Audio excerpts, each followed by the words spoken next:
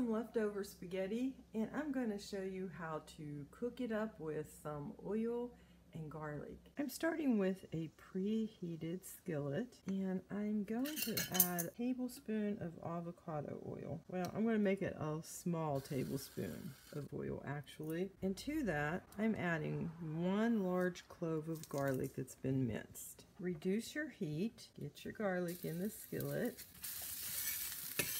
Stir it around a tiny bit. We don't want that garlic to burn. Now I'm going to add the spaghetti. Now this recipe is normally pretty oily.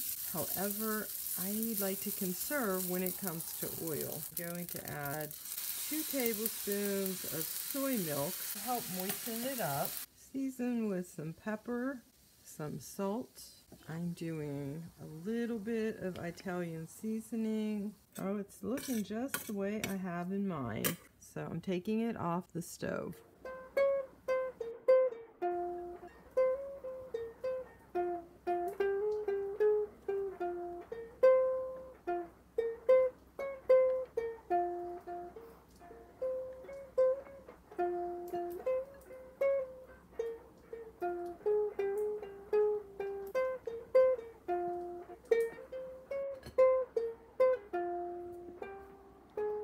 Now I've plated up that spaghetti and I topped it with a little bit of vegan Parmesan and some fresh parsley. On the side I have a little bit of our garlic bread that we make and a nice salad. This is a great lunch or dinner. So I'm going to give you a taste test.